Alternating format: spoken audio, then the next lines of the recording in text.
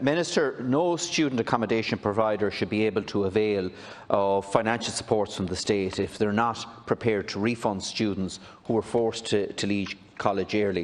And it's not just private accommodation providers. The University of Limerick has had to be shamed into refunding students. And it's not good enough that students are not being refunded fees for half a semester, despite the call from the Minister for Education that he would like to see private providers of student accommodation provide pro rata refunds to students.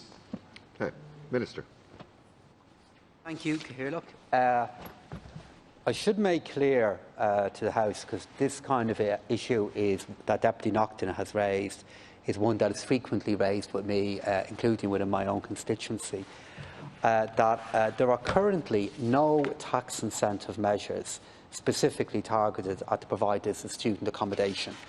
Section 50 of the Finance Act of 1999 provided for a student accommodation scheme where expenditure incurred on student rental accommodation can be set against the rental income from the property and against other Irish rental income, thereby reducing the taxable income of the person incurring the expenditure.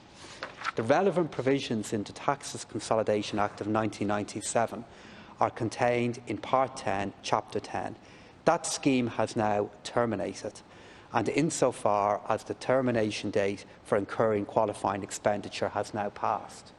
So, Deputy, when you're raising the issue with me, and I entirely accept the seriousness of the matter which you are raising it, and I know it's an issue that really matters to students and to their families, there are currently no tax exemptions available for the development of purpose-built student accommodation, and any tax reliefs that are now being drawn down are doing so on the basis of decisions that were made in our past, and I'm not in a position to be able to change the nature of tax relief schemes that existed before this point or intervene in how they are being drawn down.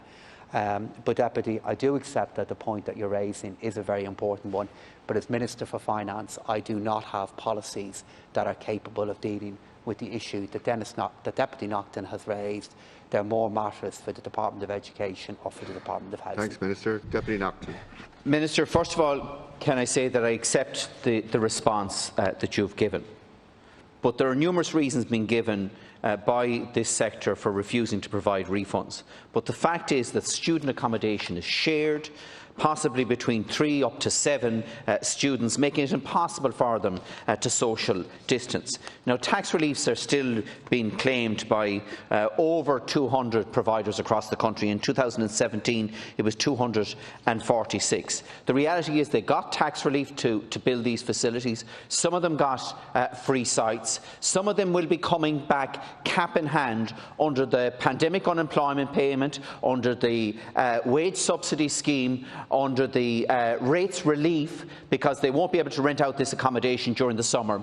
And the Minister for Education is saying that she can't do anything. You're saying that you can't do anything. The reality is these businesses are pocketing the money of students that don't have money, and something needs to be done.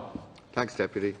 I am being very clear that the tax relief that was or is probably at the source of the kind of support that Deputy Naughten is raising there, that tax relief was terminated in 2008. So it's now gone from the tax code. And there are currently no further tax exemptions available for the development of purpose-built student accommodation. So it is a serious matter. I know it's a matter that the Minister for Education and the Minister for Housing have looked to make progress on. And Deputy Naughten, if you have any particular specific matters that you think I might be able to help with in dealing with this matter, I'm very happy to engage with you on them. In terms of the wage subsidy scheme, if somebody is on the wage subsidy scheme, though, Deputy, it's because we're trying to allow their job to be kept. And if somebody is on the pandemic unemployment payment, it's because they no longer have a job. Deputy Naughten. Minister, the reality is that some of these providers will avail of some of the COVID-19 supports that are being put in place, whether it's in relation to restart grants, whether it's in relation to rate reductions from local authorities. And what I'm saying to you and to your colleagues in government is that a clear message has to be sent out, an unambiguous message from all of government, to say that we will not tolerate a situation where private providers are not prepared to refund students, and if they cannot show that they have refunded students, then they will not be eligible for these other supports. Because clearly, Minister, the softly approach hasn't worked to date, despite numerous requests by you and other government ministers in relation to this. It took a lot of time to get UL to hold up its hand and refund students. We need the private providers to do the same, and we need to roll up our sleeves on this one. Thanks, Deputy Doherty.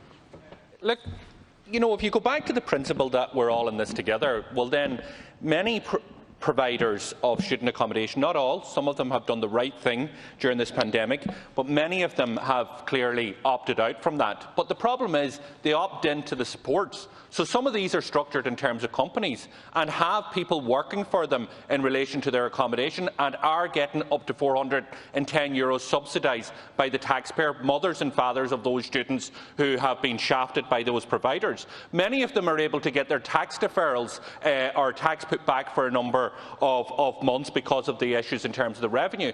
And the approach that is outlined here, and I agree with Deputy Naughten, is that we have to make it very clear, but not just in terms of words, but we have to look at other ways to say this is not acceptable. If we're all in it together, then we're all in it together. That means that the students who had to fork out a fortune in terms of student accommodation that wasn't being used, some of that accommodation then sublet again, is not acceptable, and we need to look at ways in which we can say you're not getting the support of we're all in it together if you're not going to play that game with the students. Minister. So the level of support that the two deputies are referring to there are levels of support in terms of the breadth and speed that have made such a difference in protecting our country at a time of such huge risk to jobs, risk to our public health. So when charges or claims have been made in relation to the future of those supports, let's also acknowledge that they are supports that were brought in by this and the last government that have saved jobs, that have protected income at a time in which our country was at such risk. And if I listen to the suggestion that's been put forward there by Deputy Naughten and I think Deputy Doherty about the wage subsidy scheme, so let's say you have somebody who is working on repairs for one of these companies, is looking after the accommodation that we're referring to here, who's on the wage subsidy scheme, and the government goes down the path of withdrawing the wage subsidy scheme, and that person, that foreperson, that carpenter, the person who's looking after the student accommodation loses their job as a result of that decision, are you going to take responsibility for that?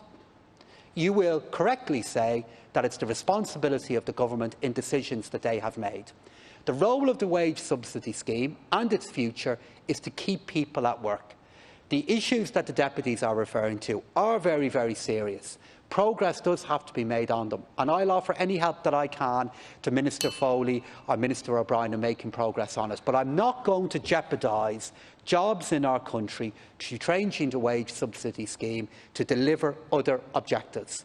I have to keep in mind that there are people in the companies that the deputies are referring to there that could be depending on the wage subsidy scheme for Thanks, their Minister. jobs, and I have a duty to them as well. Now, question 8 in the name of Deputy Louis.